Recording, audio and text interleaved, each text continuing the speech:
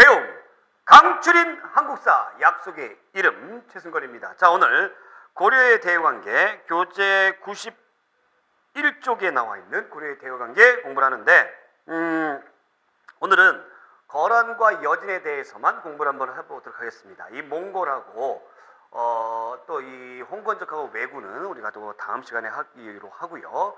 쉴 틈이 없는 고려다라고 제가 부제를 달아놨어요. 자, 왜 쉴 틈이 없느냐, 그것에 대해서 한번 제가 설명을 해드리도록 할게요. 여러분들이 이거 연대표를 보시면 너무 잘 아시겠지만은 이게 쭉 돼 있죠. 936년도에 고려가 건국을 했죠. 그렇죠? 그 다음에 여기 이제 1000년이 되고 1100년이 되고 1200년이 됩니다. 그 다음에 1300년, 이 1300년 끝부분에 1392년도에 고려가 망하는 거죠. 세기를 표시하면 여기가 이제 몇 세기? 10세기, 11세기, 12세기, 13세기, 그 다음에 14세기 이렇게 됩니다. 그러면 맨 처음에 이때 이제 뭐 태조 왕건이 등장을 하고, 그 다음에 왕건강하라는 광종이 등장을 하고, 그 다음에 이제 뭐 성종이 이때 등장을 하죠. 자, 요 무렵에 누가 쳐들어옵니까, 여러분들? 누가 쳐들어와요? 이때 쭉 이때 거란이 쳐들어온다는 얘기예요. 그래서 요때 요 무렵에 현종 때에 이르러서 거란은 물리쳐요. 예, 물리칩니다. 물리치고 나서 아유, 이제 큰적들이 물려갔으니 너무 다행이다. 그래서 요 10세기 후반과 11세기 초반 요 당시에는 거란족 때문에 혼란하더라. 숨을 좀 돌릴 듯 하니까 요때에 또 누가 쳐들어옵니까? 여진이 쳐들어오더라라는 얘기입니다. 여진이 쳐들어오는데 이 여진과 관련돼 가지고는 어떻게 했어요? 이자겸이 어떻게 했습니까? 4대 요구를 들어줬죠. 들어줬는데 요 부근에서 무신정변이 일어나죠. 1170년에 무신정변이 일어나죠. 그 최씨 무신정권으로 가죠. 자, 그런데 또 여기에서 세계적인 대제국인 누가 쳐들어옵니까? 몽골이 쳐들어옵니다. 몽골이 쳐들어와요. 자, 몽골이 결국에 항복을 했죠. 그러면서 요때까지가 원나라, 몽골이 세운 나라가 원나라잖아요. 원나라의 간섭기가 되더라라는 얘기입니다. 이 원나라 간섭기를 14세기 중반에 공민왕이 원으로부터의 자주성 회복을 하기 위해서 무지한히 노력을 했거든요. 그리고 원나라가 물러가고 명나라가 세워집니다. 요 당시에 그래서 이제 외적의 침입은 없을까 딱 했더니 중국의 농민 반란군인 홍건적과 왜구가 침략을 하더라라는 얘기예요. 그래서 어떻게 본다면 여러분들이 꼭 1세기별로 이렇게 외적들이 쳐들어왔다. 그래서 쉴 틈이 없더라라는 얘기죠. 쉴 틈이 없더라. 그런 내용들을 우리가 알 수가 있습니다. 자, 간단하게 연표를 머릿속에 두시고 첫 번째로 우리가 거란에 대해서 한번 합니다. 거란이 세운 나라가 요 나라예요. 요 나라. 거란이. 근데 1차 침입을 합니다. 성종 때, 요때 1차 침입을 해요. 난리가 났죠. 성종 때 이제 제도나 문물을 정비를 해가지고 이제 본격적으로 뭔가 좀 으쌰으쌰 하려고 그러는데 거란이 쳐들어옵니다. 1차 침입을 해요. 자, 이때 이제 스타처럼 등장한 불세출의 외교관 누구라고요? 서희가 외교 담판을 하죠. 적장 소선영을 만나가지고 외교 담판을 합니다. 그러면서 강동쪽에 6개의 동네를 가지고 와요. 강동 6주를 획득을 하더라라는 얘기죠. 강동 6주.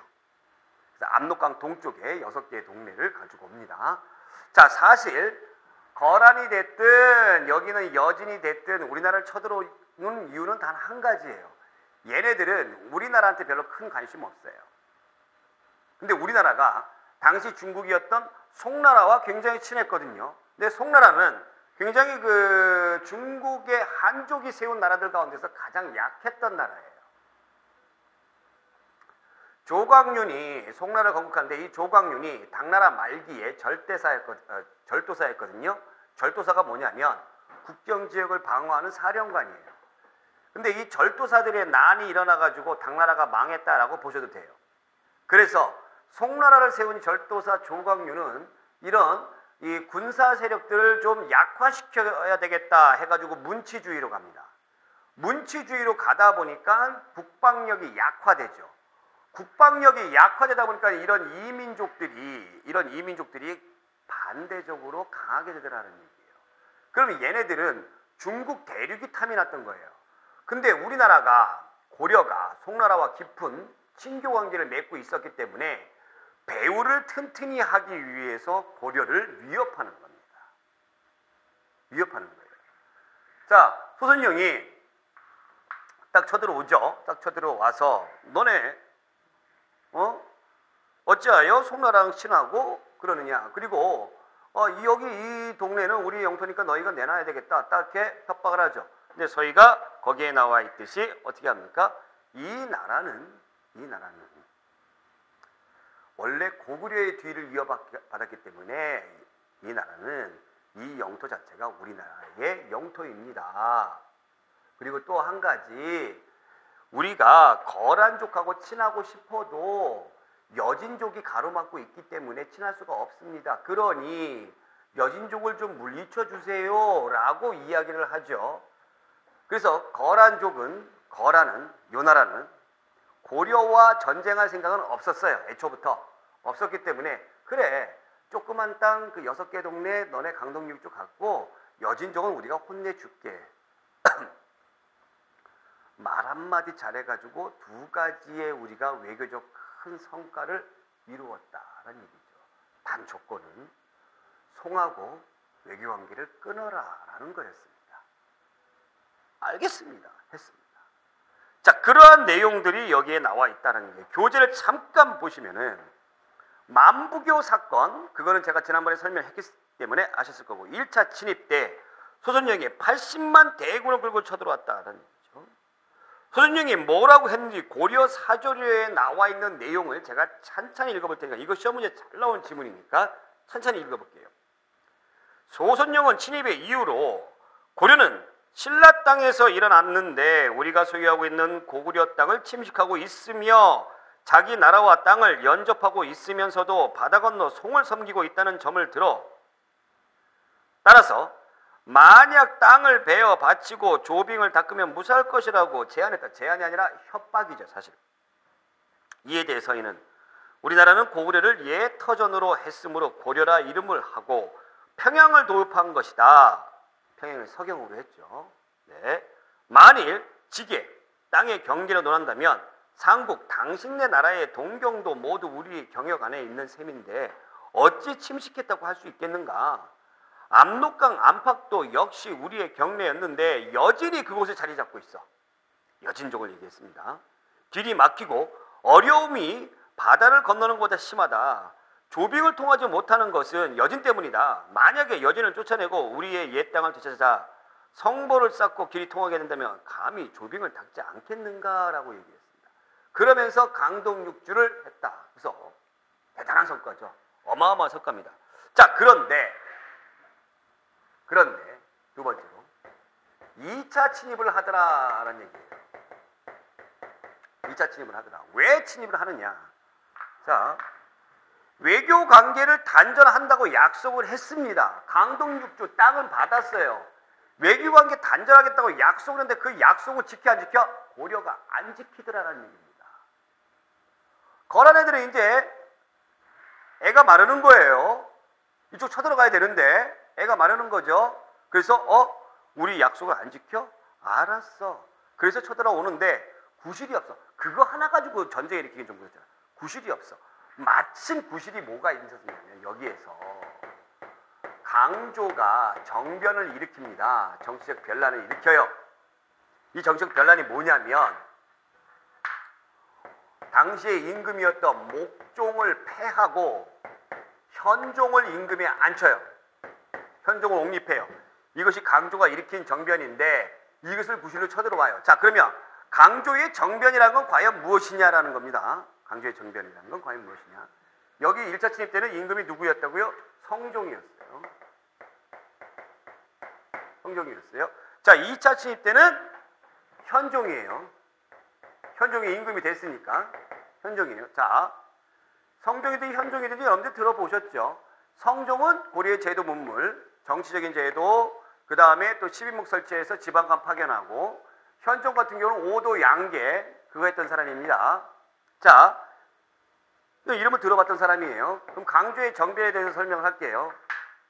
강조의 정변에 대해서는 시험 문제 자세하게 나오진 않지만 그냥 한번 여러분들 이해하는 차원에서 한번 알아두시기 바라요. 여러분들이 자꾸 이거를 시험에 안 나온다 해서 배척을 하게 되면은 그냥 암기식으로 공부하게 되는 거예요. 강조라는 이름도 어디에 나왔던 사람인지 나중에 까먹어요. 그렇기 때문에 잘 그냥 재밌게 들으시라는 얘기가 바로 그거예요. 그게 제일 시간을 절약하는 길입니다. 강조라는 사람은 국경지역을 지키고 있는 사령관입니다. 사령관이에요, 강조라는 사람은. 네. 근데 목종의 엄마는 천추태후예요. 목종의 엄마는 천추태후예요. 목종의 아빠가 누구냐면, 목종의 아빠래. 천추태후예요. 그리고 이 천추태후가 경종이란 임금하고 천추태후 요 사이에서 낳은 사람이 목종입니다. 목종이에요. 근데 경종이 죽고 나서 당시 목종이 나이가 어렸기 때문에 누가 임금이 되냐면 성종이 임금이 돼요. 여기 나오는 성종이 임금이 되죠. 성종이 임금이 되는데 천추태후는 자기 아들을 안 주고 싶었겠죠. 근데 성종과 천추태후 사이는 바로 뭐냐면 서로 남매지간이에요. 그래서 되게 복잡해요. 고려의 왕족들은 서로 남매들끼리도 막 결혼하고 막 그렇게 되게 복잡해요. 그렇게 했겠죠. 근데 성종은 이 목종을 이렇게 낳으니까 자기의 왕권이 위협받겠죠. 그렇죠? 그래서 위태했습니다. 근데 경종이 죽었으니까 천추태후 기치양이라는 사람이 있어요. 이름도 별로 뉘앙스가 좋지는 않아요. 김치양과 천추태후가 불륜의 관계였습니다. 불륜의 관계. 불륜의 관계. 여기에서 이제 아기가 나와요. 근데 이 불륜의 관계 성종이 알았어요. 그래서 김치양도 귀양도 보내고 경고의 메시지를 줍니다. 자, 그리고 나서 성종이 불행히도 후사가 없이 죽어요. 그러다 보니까 자연스럽게 누가 목종이 임금이 되는 거죠. 목종이 임금이 되는 거죠. 그래서 임금이 됐어요. 임금이 됐는데 문제는 뭐냐면 이 목종도 건강하지 못하더라. 시름시름 아파요. 시름시름 아프니까 천추태후가 자기 아들이 건강해야 자기의 어떤 권한이 끝까지 갈 텐데 얘가 시름시름 아파. 그래서 후사를 누구로 할 것이냐. 이 둘 사이에서 난 얘를 할 것이냐. 그러나 얘는 왕족이 아니잖아요. 그래서 고민이 많습니다. 고민이 많은 상황에서 목종은 자기 나름대로의 어떤 신변의 위협을 엄마한테 느끼는 거죠.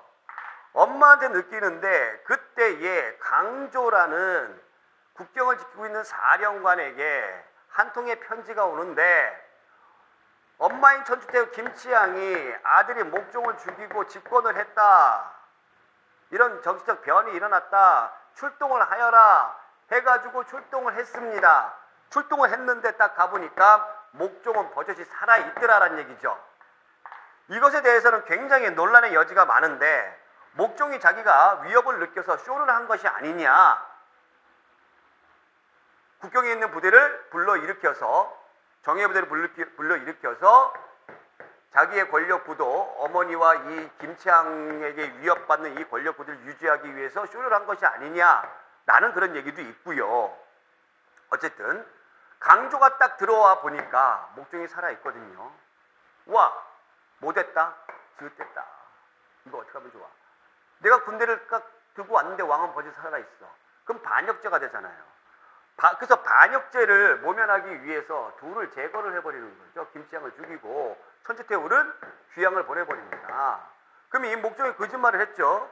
거짓말을 해서 당시에 왕족이었던 현종을 임금에 앉힌 겁니다. 이것이 강조의 정변이에요. 강조의 정변이에요. 근데 이때 거란족이 쫓아와요. 쳐들어왔어요. 2차 침입을 했어요. 이것 때문에, 강조 임금 때문에. 그 강조는 어떻게 해야 됩니까? 나가서 싸워야 되겠죠. 열심히 용감히 싸워요. 이것을 핑계로 2차 침입을 했다라는 얘기예요. 이게 강조의 정변이에요. 그래서 현종이 임금이 된 거예요. 현종이. 임금이 될 팔자도 아니었어요. 팔자도 아니었어요. 간신히 목숨 연명하고 살았던 임금이 바로 현종이었습니다. 왕자 시절에. 예. 현종의 할아버지가 태조 왕건이거든요. 근데 이 왕건은 여러 명의 그 왕후들이 있다고 제가 말씀드렸잖아요. 그렇죠? 그러면서 자기가 살아남기 위해서 스님도 됐다가 공교롭게도 정말 소가 뒷걸음치다가 쥐잡듯이 임금이 된 거예요. 이게 2차 침입입니다. 이걸 핑계로 해서 거란족이 쳐들어온 거죠. 그래서 어디까지 들어오는 겁니까? 개경까지 들어오게 되는 거예요. 개경까지 침입을 하게 돼요. 여기에서 너네 제대로 할 거야? 약속시킬 거야? 안 지킬 거야? 그래서 송가 단절을 하겠다라고 이야기를 합니다. 송가 단절하겠다. 송가 단절하고 그 다음에 현종은 거란의 왕한테 가서 입조하겠다. 입조라는 건 거란의 왕한테 가서 인사드리겠다. 그런 어떤 내용들을 약속을 하죠. 그리고 돌아가는 거란군을 누가? 양규라는 사람이 격파를 해요. 사실 이 부분은 격파를 크게 한 게 아닙니다. 크게 한 게 아니고 작은 어떤 전투라고 보시면 돼요. 이 부분은. 아시겠죠? 우리 역사에서만 크게 다뤄지는 부분이에요. 자, 그런데 3차 침입을 하죠. 3차 침입. 자, 3차 침입을 하는데 이 3차 침입 역시 현종 때 3차 침입을 하죠. 소배합이 10만 명의 거란 정예본을 이끌고 쳐들어와요. 그러니까 여기는 얘가 이제 여기는 거란군 장군이 소손용이고 여기는 거란군 장군이 소배합이에요. 쳐들어옵니다. 왜 쳐들어올까요? 입조하겠다고 해놓고 안 해. 계속 안 해. 너희들 또 우리랑 약속 어기는 거지. 이제는 약속 따위는 필요 없어. 무조건 쳐들어오는 거예요. 쳐들어오는 거예요. 근데 이 정도 3차 침입 정도 됐을 때 고려는 어느 정도 준비를 해놨습니다. 여기에서 강감찬이라는 사람이 귀주에서 거란국을 물리치고 거란국은 돌아갑니다. 자, 돌아가면서 고려하고 또다시 약속을 해요. 우리하고도 친교 관계를 맺자. 아, 좋아. 걱정하지 마. 서로 포로도 교환하자. 좋아. 이렇게 하고 간 거죠. 어찌됐건 거란의 침략은 고려인들이 어떻게 했습니까? 물리쳤다라는 겁니다. 물리쳤어요.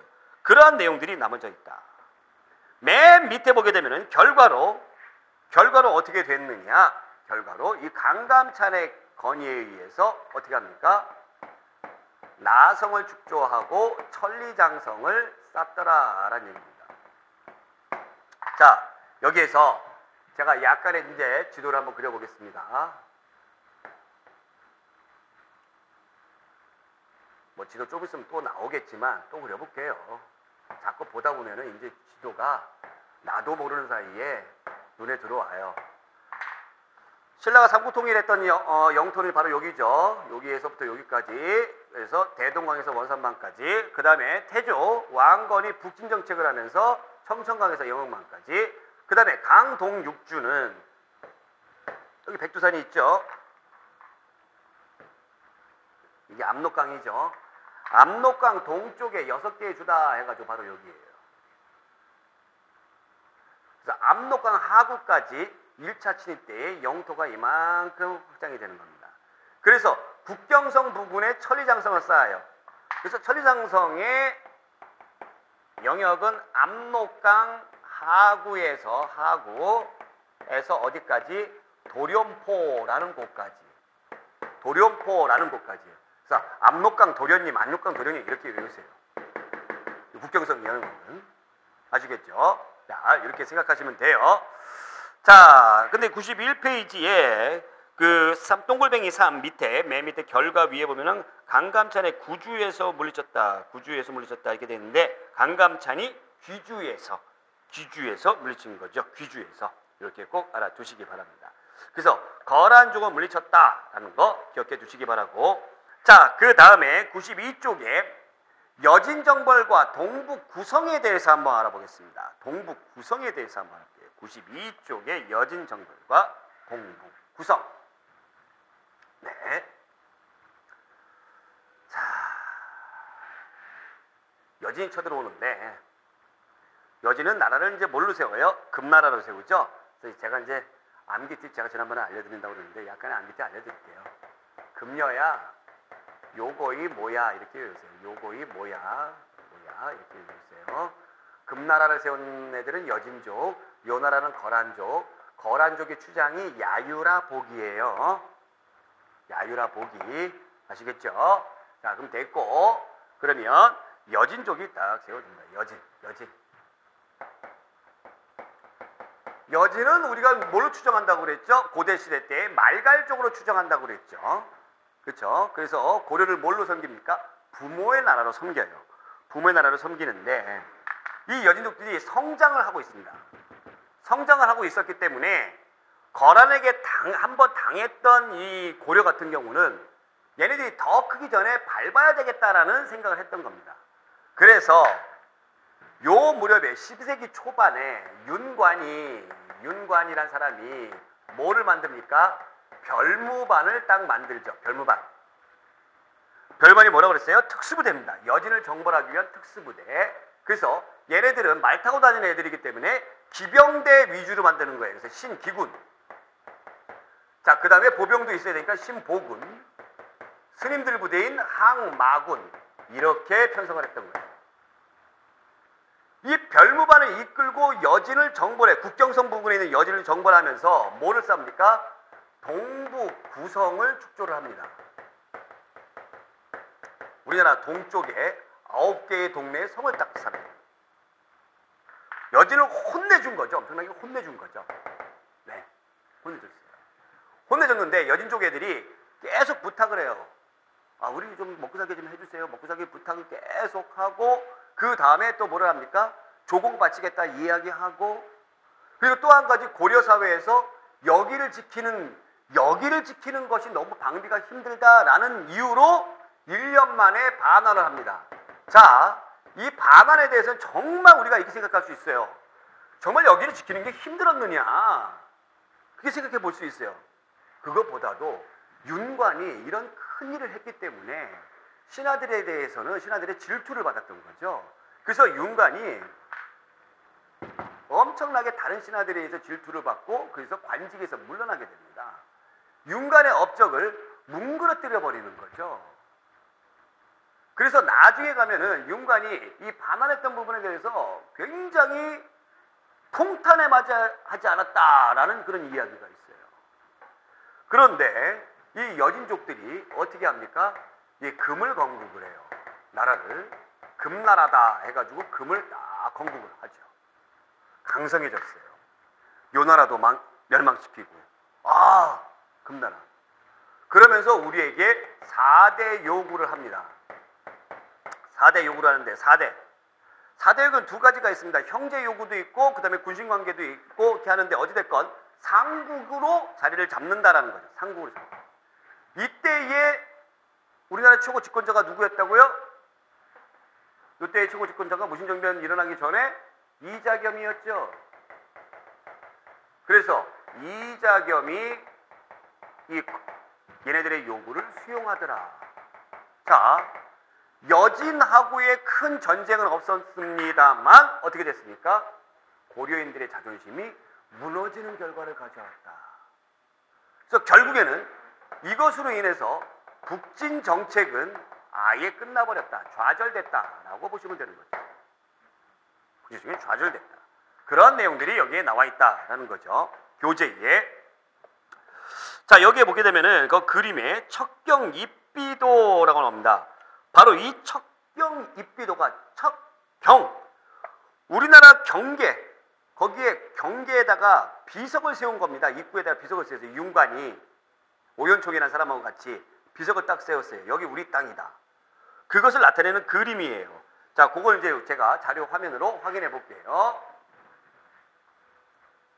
자, 여기 보시면 여기 이제 강동 6주고요. 강동 6주. 그 다음에 요 부분이 이제 동북구성이에요. 동북구성.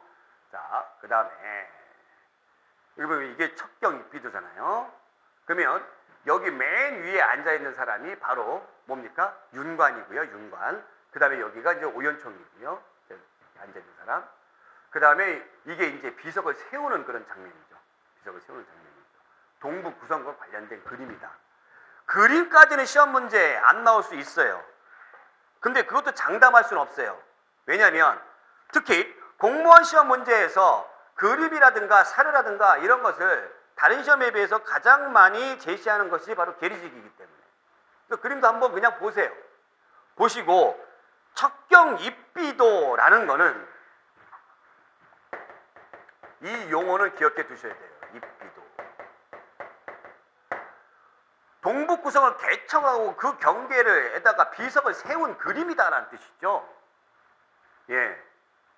그래서 이런 것이 딱 나오면 동북구성 윤관 별무반 자동으로 그냥 쫙쫙쫙 나와줘야 된다. 아시겠죠? 자, 이것이 이제 여진 정벌과 관련된 이야기다라는 겁니다.